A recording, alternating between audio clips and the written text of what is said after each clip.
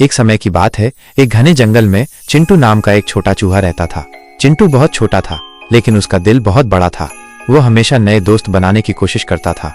उसी जंगल में एक विशालकाय हाथी रहता था, जिसका नाम था गप्पू।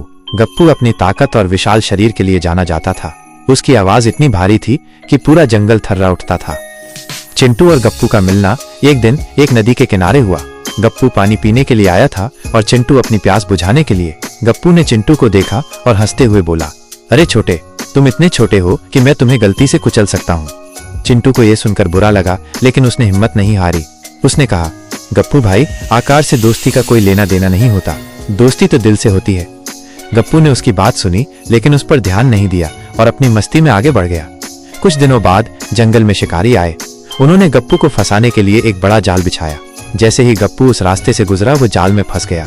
वो अपनी पूरी ताकत लगा रहा था, लेकिन जाल इतना मजबूत था कि वो बाहर नहीं निकल पा रहा था। वो दर्द से चिंघाड़ने लगा और उसकी आवाज सुनकर पूरा जंगल डर गया। चिंटू ने गप्पू की आवाज सुनी और वो तुरंत उसकी मदद करने के लिए भागा। उसने देखा कि गप्पू बुरी तरह से फंसा हुआ है। चिंटू ने बिना देर किए जाल को कुतरना शुरू कर दिया। उसके छोटे और तेज दांतों ने धीरे धीरे जाल की मोटी रस्सियों को काटना शुरू किया। गप्पू को यह देखकर बहुत हैरानी हुई।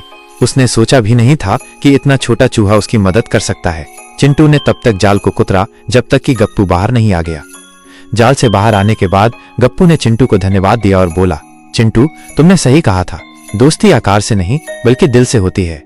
मैं बहुत शर्मिंदा हूं कि मैंने तुम्हारा मजाक उड़ाया। तुमने मेरी जान बचाई। उस दिन से चिंटू और गप्पू गहरे दोस्त बन गए। वे दोनों हमेशा साथ रहते और एक दूसरे की मदद करते। गप्पू अपनी ताकत से जंगल में चिंटू की रक्षा करता और चिंटू अपनी तेजी से गप्पू के लिए मुश्किलों से भरे रास्तों का पता लगाता। इस कहानी से हमें यह सीख मिलती है कि सच्ची दोस्ती में आकार या ताकत मायने नहीं रखती। दोस्ती की बुनियाद विश्वास, सम्मान और एक दूसरे की मदद करने की भावना पर टिकी होती है।